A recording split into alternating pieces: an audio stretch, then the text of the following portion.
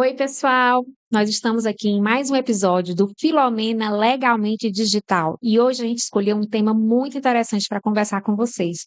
Vamos falar: criei, logo é meu, propriedade intelectual e direitos autorais no mundo digital. Como eu vou proteger o que eu criei e como a gente pode evitar problema com o que eu copiei? Então, para hoje, a gente vai falar sobre ativos invisíveis, contratos, estratégias legais no ambiente digital. E para isso eu convidei o meu amigo e colega e sócio, Roberto Real, que é mestre em Direito, para a gente falar sobre um pouquinho sobre propriedade intelectual, que é um tema muito importante, inclusive, para quem tem infoprodutos.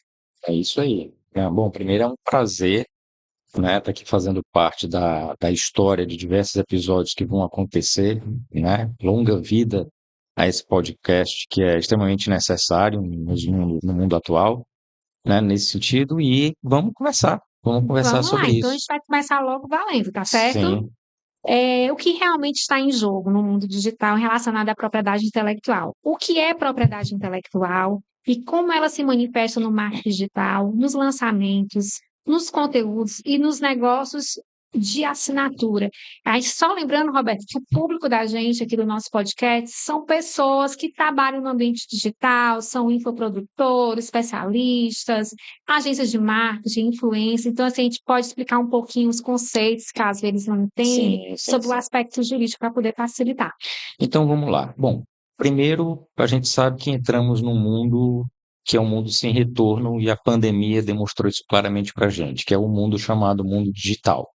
A gente já conhecia a tal da era digital, o mundo das imagens, mas a gente não via isso muito na prática, sabia da importância do imagético, sabia da importância do intangível, né, daquilo que não se toca, mas depois da pandemia a gente viu como a gente entrou nesse mundo de fato da era digital mais do que nunca. Então, a gente faz negócios através da rede mundial de computadores, né? A gente replica conhecimentos, a gente presta serviços, enfim, a gente faz comunicação através da rede Se mundial de diverte, né? computadores, se diverte. Então, tem uma indústria do entretenimento, tem uma indústria do audiovisual, enfim. E por conta disso, no mundo do direito, por exemplo, a gente sabe que o que é o incorpóreo, né, aquilo que não se toca, o intangível, ele hoje está tendo muito mais valor econômico do que aquilo que se toca, né? Então, vamos pegar um exemplo, por exemplo, de uma marca, né? Hoje em dia, uma marca, vou pegar fazer propaganda sem querer, mas se a gente pegar uma marca como a Google, por exemplo, ela vale muito mais economicamente falando do que o conjunto de bens materiais que ela tem, viu? O conjunto de carros, de prédios, de imóveis que tem dentro dela, né? Muito, muito mais. Então, é um exemplo de como os bens incorpóreos, intangíveis, eles têm uma força muito grande na nossa sociedade.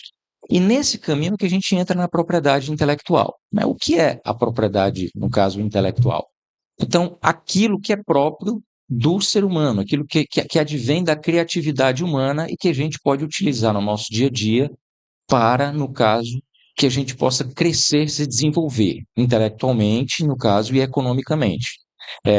Não à toa que, por exemplo, os países considerados desenvolvidos pela OCDE, por exemplo, pela OMC, Organização Mundial do Comércio, são aqueles países que têm o maior número de marcas registradas, o maior número de patentes, no caso, né, concedidas e reconhecidas. Então, para demonstrar como a propriedade intelectual é importante. E a propriedade intelectual, ela engloba aí o que a gente conhece por direitos autorais e o que a gente conhece também por direito industrial, também conhecido por propriedade industrial, e também o que a gente conhece, os direitos da personalidade, que é o direito de imagem, né, o direito da privacidade ligado ao entretenimento, e as indicações geográficas, né, os lugares onde as pessoas produzem produtos importantes. Né, o produto importante conhecido indicação geográfica, por exemplo, a famosa champanhe, que é criada na região de Champagne. Então, a propriedade intelectual abrange direitos autorais, basicamente, e a propriedade industrial ou direito industrial, por aí. A gente poderia falar que a propriedade intelectual é um guarda-chuva em que abriga tanto os direitos autorais, Isso. marcas, Hum. patentes, softwares, outros ativos intangíveis no digital, é onde mora o valor do negócio digital, né? Porque essa parte, assim, você tem um negócio, a importância de você registrar a sua marca, você Isso, ter seus direitos autorais registrados e garantidos, faz toda a diferença na questão desse patrimônio invisível, né, da empresa. exatamente. Então, diz pra gente, Roberto, qual é a diferença entre direito autoral, marca registrada, patentes e desenho industrial, assim, de uma forma simples, para a gente poder compreender melhor? Então, só para reforçar, como muito bem colocado por você, a propriedade intelectual de fato é esse guarda-chuva, né, que abrange os direitos autorais, que são os direitos autorais. Direitos autorais são aqueles direitos que protegem ou regulamentam, no caso, as obras, que são obras artísticas, científicas e literárias, né?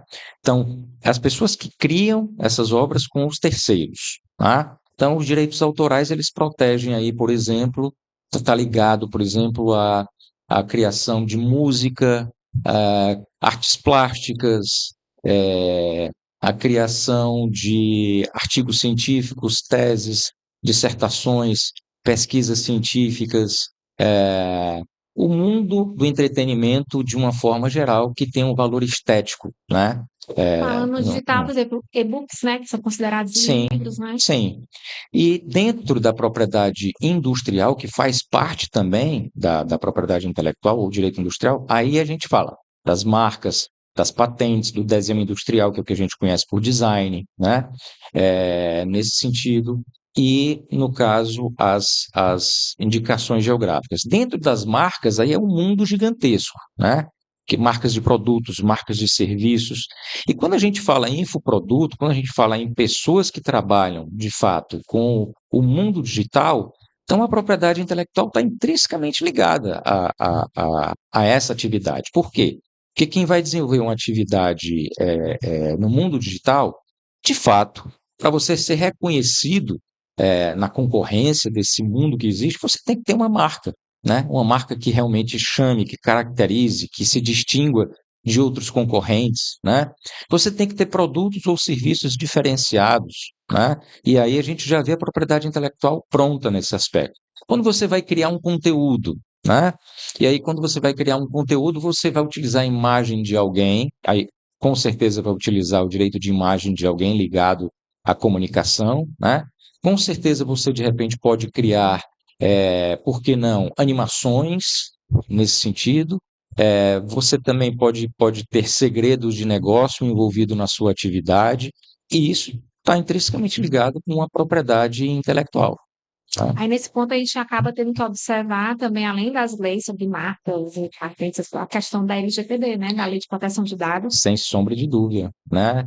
Tanto a Lei Geral de Proteção de Dados, como também até o próprio Marco Civil da Marco Internet, Civil da né? Internet, importantíssimo, verdade. Porque envolve aí é, uma marca, a identidade de uma empresa, a identidade de uma pessoa, dados de uma pessoa física ou de uma pessoa jurídica, segredos de negócio de uma pessoa física ou de uma pessoa jurídica. Se você vai criar animações também, se você, por exemplo, utiliza no seu podcast uma trilha sonora, né? Sim. Você vai utilizar músicas de outras pessoas, de outros compositores? Como é que você faz isso pedindo autorização? A gravadora você paga, no caso, o ECAD ou alguma entidade coletiva que venha gerir direitos autorais, né? Ou você criou, no caso, essa. E se você criou, você pagou, no caso, para o compositor, você fez um contrato que te protegeu em relação a isso ou não? Ou você fez isso só verbalmente? Então, tudo isso é algo que tem que ser observado, né? Então, posts, vídeos, e-books, apresentações de pitch, identidade visual, tudo isso entra como propriedade intelectual? Sim, né? Toda criação de conteúdo, principalmente, obviamente, intelectual, está dentro da propriedade intelectual. Então, aquilo que advém da nossa criatividade humana, né, que é o que a lei chama de obras do espírito, né? Tanto que tem essa discussão há pouco tempo, é uma obra que vem a ser criada pela IA, né, pela inteligência artificial, de quem vem a pertencer. Uma discussão grande, Grande ainda, vai dar mas muito ainda que pano ainda vai para dar pano manga, para né? manga, mas já está mais ou menos pacificado, digamos assim, na Europa, por exemplo, nos Estados Unidos também, que só são reconhecidos como protegidas as obras que são criadas Diretamente. pelo ser humano, né, que são a pessoa física mesmo. E se a gente for falar agora sobre plágio, que dá Sim. muita coisa aí, né? O uso indevido e os copiadores de plantão têm que observar bastante isso aqui, né? Olha, cuidado com o que vocês copiam, replicam, sem dar crédito para o autor, né? Então, o que configura realmente o plágio ou violação do direito autoral no mundo digital? Interessantíssima a sua pergunta, bastante pertinente, Filomena, porque, assim, primeiro é interessante eu dizer o seguinte, que o nome plágio, né, seja em qualquer língua, ele não está definido, prescrito em nenhum ordenamento jurídico. Exatamente pela dificuldade de você, de fato, dizer o que vem a ser plágio. Porque se uma lei vem dizer o que é ser plágio, você pode, de alguma forma, de alguma maneira, proibir até a criatividade humana, né? Entendi, né? Mas, basicamente, o plágio é quando você utiliza uma obra artística, científica ou literária de alguém, né? E sem dar o devido crédito desse alguém, ou utilizar essa obra como se fosse própria sua, Se né? apropriar. Se apropriar, um apropriamento indevido, né? No caso dessa obra artística, científica e literária. Quando a gente fala de plágio, sempre está ligado aos direitos autorais. Nunca está ligado, por exemplo, a marcas e patentes. Quando a gente fala em marcas e patentes, aí a gente fala do famoso pirataria, né? Que é o crime de contrafação. É quando você utiliza um produto ou um serviço de alguém e você vai imitar esse produto ou serviço de Não alguém, só vou mudar o nome, você vai falsear, você vai querer enganar as pessoas, dizendo que as pessoas estão comprando uma coisa que é de uma determinada empresa e que não é, ou de uma qualidade X e não é. Então, é importantíssimo quem vai trabalhar com a criatividade, de fato, vai criar uma marca, né?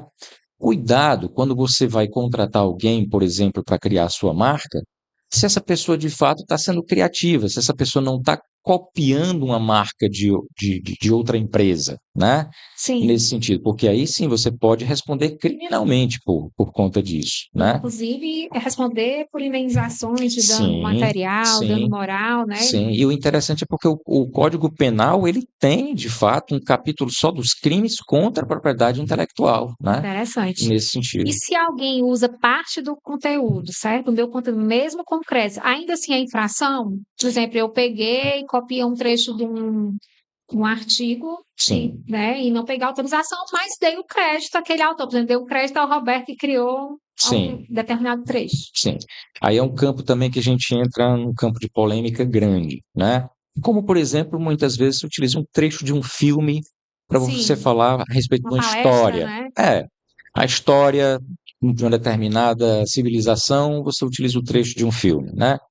Em tese, você deveria pedir a permissão ou fazer um licenciamento daquele trecho.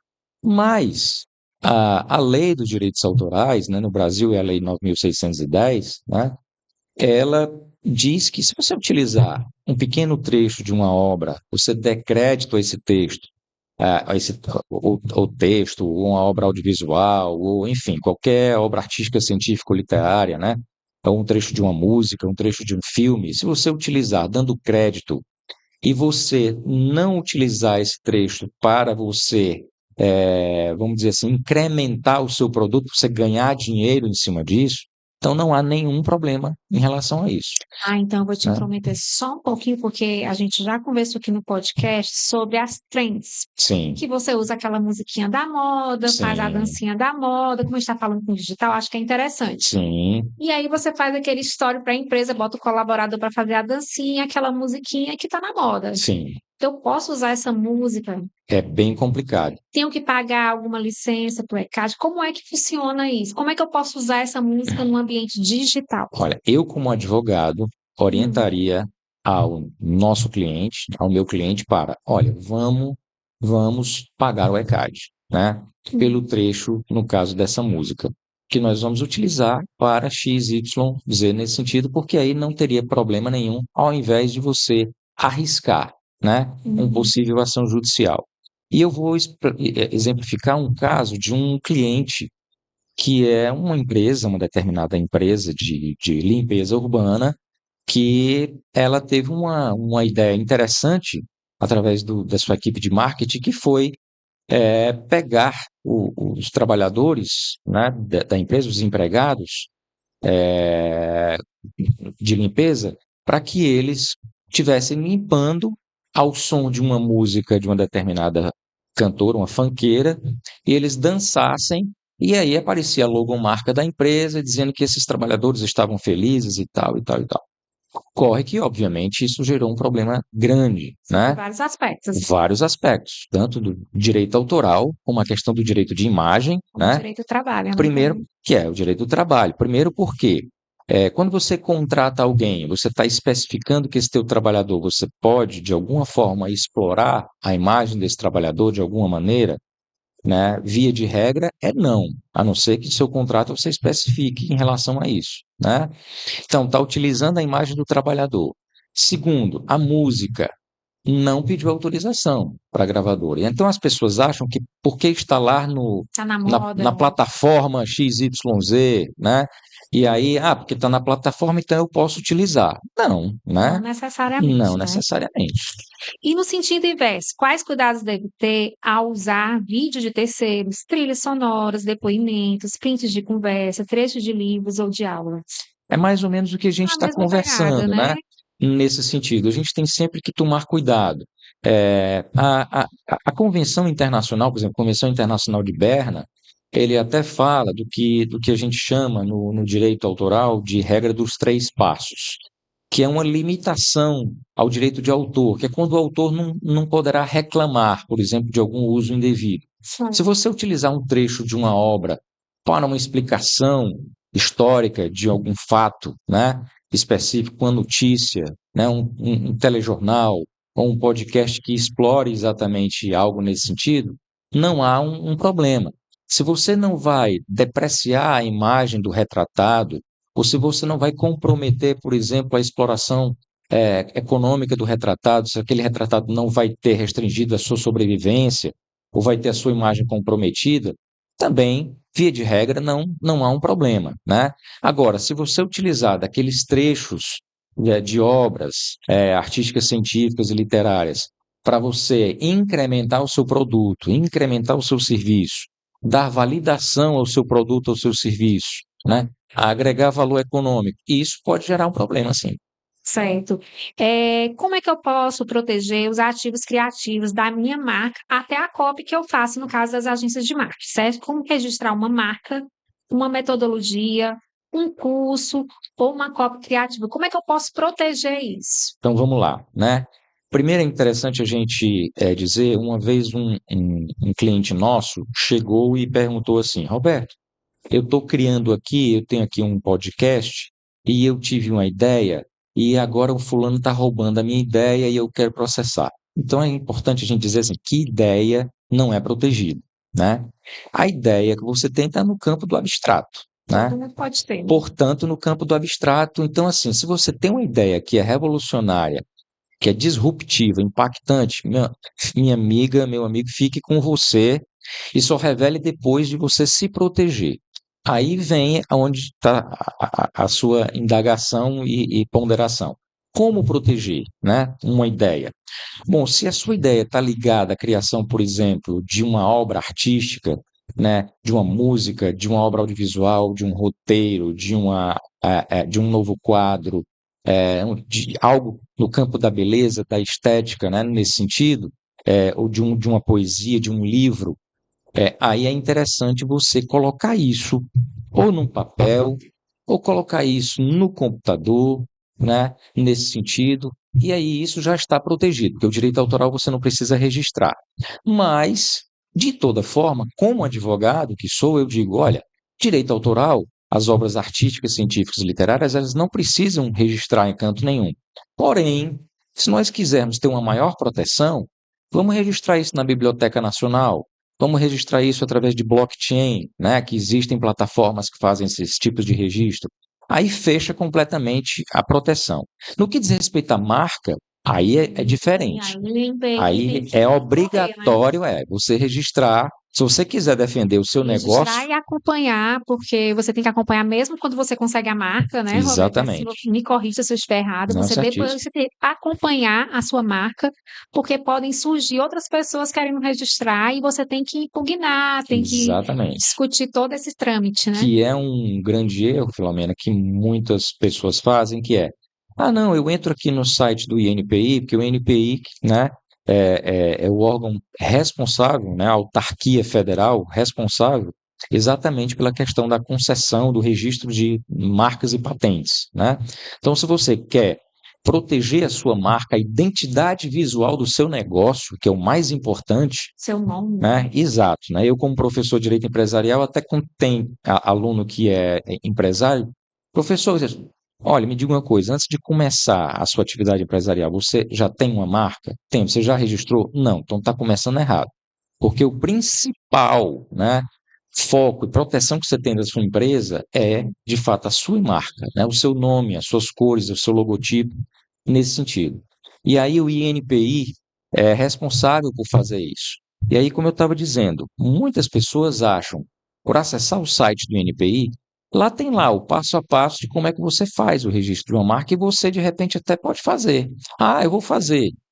Só No que é melhor dos mundos, né? no melhor dos mundos. Só que ela não sabe que acha que por estar registrando, registrou, pronto, já tem a marca. Não, Ver se você né? pode escolher o código A certo, classificação, é, né? Se você, quais são os produtos, você tem produtos, serviços que você vai utilizar, também tem quais mais são de uma eles? classificação, Mais de uma né? classificação, isso é importante. E como você bem mencionou, por exemplo, toda terça-feira, faça chuva, faça sol, sai uma publicação da revista do INPI no mundo digital. Sim, Você, no caso, que trabalha com infoproduto, tem paciência de ficar toda terça-feira olhando lá a revista do vigilante, né? INPI? Obviamente que não, né? Então é E, importante você ter uma assessoria além disso, você especializada. tem que ter uma pessoa habilidosa para fazer as impugnações, né? Exatamente, né? Por exemplo, a gente falar sobre coprodução, você Sim, acha necessário o contrato de coprodução, né? De cópia, ele precisa dizer exatamente o que sobre a propriedade intelectual, né? Sobre como a gente vai abordar isso no contrato. É interessante ter realmente, porque assim, nos contratos que a gente faz no escritório, a gente sempre que a gente trata sobre a questão dos direitos autorais, a gente fala um pouco sobre essa questão de ceder ou não para o cliente os direitos autorais daquela campanha, ou a gente acredita que seja interessante, mas você acha que é realmente necessário? Tem que ser extremamente. inserido dentro do contrato? Pode ser em documento apartado? Como é que pode proceder? Extremamente importante, né? De fato, os contratos, eles são importantíssimos na vida de qualquer prestador de serviço, na vida de qualquer pessoa que venha explorar uma atividade, principalmente as pessoas que no cotidiano exploram a questão dos infoprodutos, né? Então, como você bem mencionou, é importante que a gente crie, né, cláusulas específicas em relação a isso. Capítulos e cláusulas específicas que vão tratar sobre a propriedade intelectual. E aí esmiuçar, né, o que é que vai envolver isso? Vai envolver, no caso, o uso de marca, de Criativo, patente, né? vai usar, no caso, a imagem, vai usar a obra artística, científica e literária de alguém. E se Ou então você a questão cria das próprias cópias, né? Do copyright, processo is- criativo ali. exatamente, e aí como é que você vai amarrar isso, né? E é importante dizer assim que no mundo nós temos dois sistemas de proteção aos direitos autorais. Nós temos o chamado sistema continental, que a Europa utiliza e a América do Sul utiliza, né? O Brasil, que é o chamado, me perdoe a pronúncia, que o meu francês não é bom, mas que se chama droit d'auteur, né? Que é o sistema francês que é adotado pela boa parte do mundo, que é a Europa e a América do Sul, por exemplo. E existe o outro sistema que todos conhecem, que é o chamado copyright, que é utilizado pelos países, no caso, o sistema anglo-saxão. É utilizado aí pela Inglaterra, pelos Estados Unidos, pela Austrália, né? Nova Zelândia. Então, existem dois sistemas de proteção já reconhecidos pela Organização Mundial do Comércio. Então, se você trabalha com infoproduto, você vai trabalhar com que cliente? Né? É um cliente internacional? Esse contrato é importante prever cláusulas que trabalhem aí a questão do sistema continental de proteção dos direitos autorais e o sistema, no caso, do Interessante. copyright, né? Nesse sentido. Então, assim, a gente um resumo sobre esse que você falou até agora, se tem marca, é importante registrar no INPI. Sem dúvida. Os direitos autorais não necessariamente precisam ser registrados, mas, se possível, façam. Sim, Existe a biblioteca, né, sim. nacional para a E, questão de e faça livros, isso através de uma é a assessoria assessoria, é especializada, né? exato, né?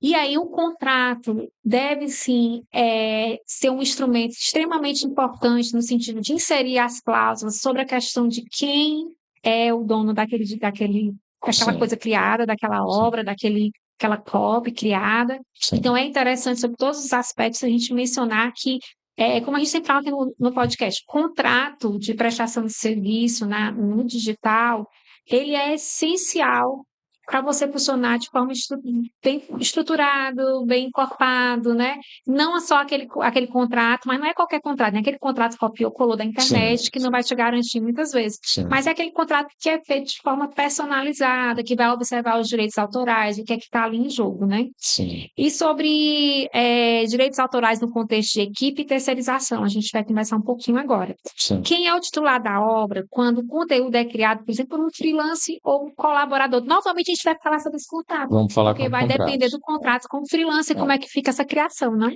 Existe uma interpretação legal e já mais ou menos pacificada, que é, uma vez a obra sendo criada por um colaborador, a obra pertence à empresa que contratou, Contratou para né? isso, né? Isso prevalece inclusive dos programas de computador, né, os softwares.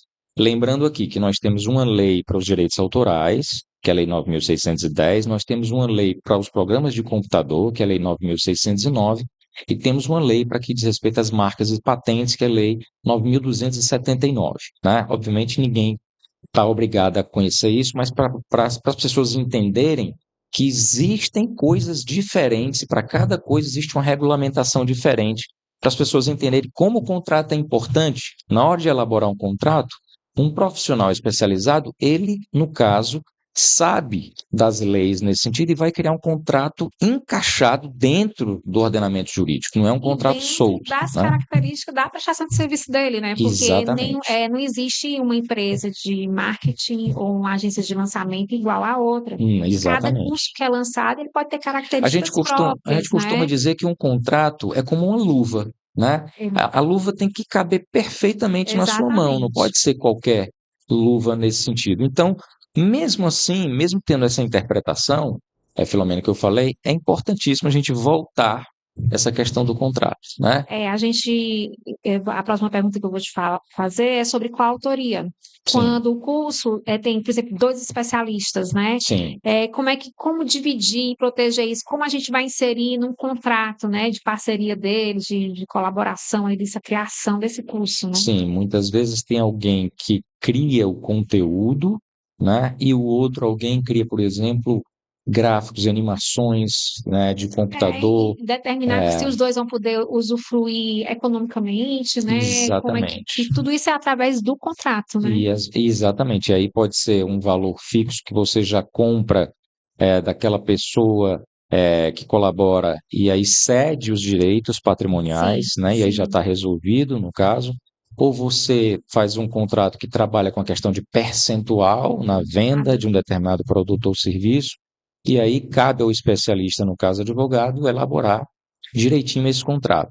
E a gente costuma dizer, né, a gente advogado, advogada, que no mundo do direito, aquilo que não é dito, que não é escrito, né, entra num limbo aí gigante, que aí é um perigo imenso para você deixar em aberto, tá?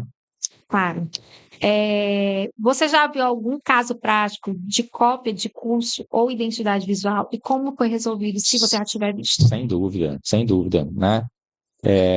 Então, eu conheci o dono de um determinado curso, né, preparatório para um determinados tipos de concurso, que ele, de fato, contratou pessoas para desenvolver conteúdos, e ele pagou estúdio, só que ele não se protegeu no que diz respeito mesmo ao acesso, né? E aí algumas pessoas copiaram não só o conteúdo, o formato, né? De como até as expressões que eram ditas, né, num determinado curso, e estavam ganhando dinheiro em cima disso. e, obviamente, ele caiu a receita dele vertiginosamente. Então, foi abrir um processo aí no que diz respeito, inclusive, à concorrência desleal, né? A concorrência parasitária. E aí não só a questão da cópia do modelo de negócio, que a gente pode partir por esse campo também, como também a questão da concorrência desleal, né? Interessante. Quais as tendências jurídicas que você vê surgindo com inteligência artificial, os deepfakes, NFTs, né, o uso da voz, da imagem no digital? Bom, isso aí Dá quase um podcast. isso aí é uma especialização à parte, digamos assim, né? Porque a gente vê que plataformas e aplicativos são criados pelo que a gente já observou, inclusive, é um estudo, né, da Fundação Getúlio Vargas, que a cada 2 a 3 meses tem um aplicativo, uma plataforma nova, e quando a gente vai falar, por exemplo, em IA, né, inteligência artificial, às vezes semanalmente tem uma IA que faz uma coisa diferente, né, o que copia você falando, o que copia você em determinado lugar, o que desenha determinados cenários, e isso é uma coisa, é um ponto importantíssimo a ser explorado e que tem que ter uma assessoria jurídica para quem trabalha com infoproduto para estar todo o tempo atento, Tento, né? né? Legal. Exatamente por essa questão da concorrência desleal, inclusive. Muito legal. Roberto, nosso podcast está chegando no final, mas eu quero que você passe assim, um checklist rápido, dicas para quem está iniciando, porque assim, Sim, esse podcast é para quem já está com o teu infoproduto aí rodando, para quem é agência de sim. lançamento, mas também para aquele que está começando. E de repente, assim, ele vai lançar o infoproduto dele, ele está aí se organizando. Qual o conselho que você pode dar em termos de direitos autorais, a questão de marcas e patentes? O que é que você pode falar para essa pessoa? Então vamos lá, né? Bom, primeiro assista os episódios do podcast que aqui estou, né? Que já tem boas dicas nesse sentido. Primeiro, se você é um criador de conteúdo e vai trabalhar com isso na internet, não utilize imagens, não utilize trechos de músicas. Se você vai querer criar de fato um produto ou um serviço, né? Não utilize imagens e trechos de músicas de outras pessoas, né? Sem autorização, Nesse né? sentido. Peça autorização. Ou então, acesse, que é algo que é muito interessante, tem um site, uma plataforma que se chama Creative Commons, Os bancos né? hoje Que são bancos de de imagens imagens, gratuitos, que têm música músicas também, né? gratuitas, que você. O próprio YouTube também, né? Tem, se você procurar lá, também vai ter, né? Bancos de músicas gratuitas. Então, e quando for criar o seu conteúdo, faça algo inédito mesmo, né? Não copie nada de alguém, né? Dando, vamos dizer assim, um floreado no que é de alguém. Faça de fato o que é seu, acredite no fato em si. E pergunte às pessoas que são especialistas, né, na área, Registrar né? o nome, né, Roberto? Registrar o nome do teu curso, Fundamentalmente, né? ter um bom contrato de prestação de serviço, né? Tanto Se com o você aluno como com os parceiros, vai né? querer ser pessoa jurídica, é importante, no caso, através de um contador e de um advogado, criar sua empresa na junta comercial, né? Aliás, Também, é até né? aconselhável. A gente conversou com uma contadora aqui, que é especialista Sim, em infoprodutos, e e assim, pessoa física acaba perdendo muito para o físico, muito, né? Porque a muito, muito, tributação pessoa física é bem mais elevada do que pessoa jurídica. extremamente, né? Inclusive para você, na hora de, por exemplo, registrar uma marca, Uhum. quando você é pessoa jurídica, é até mais fácil, inclusive, né? Tem menos burocracia Ó, também, interessante, né? né? Nesse sentido. Pois olha, foi um prazer receber o meu amigo de muito tempo, que é sócio, e ele é assim um estudioso na área da propriedade intelectual, se dedica bastante, então foi muito bacana, muito obrigada. E para o pessoal que está assistindo, compartilhe esse vídeo, curta bastante, se inscreva no canal para a gente poder trazer mais conteúdos interessantes para quem trabalha no digital. Obrigada. Obrigado. Bom, foi muito bom participar aqui do podcast da Filomena, né? E deixo esse recado da importância da propriedade intelectual no mundo digital. E fique atento aos próximos episódios. Valeu!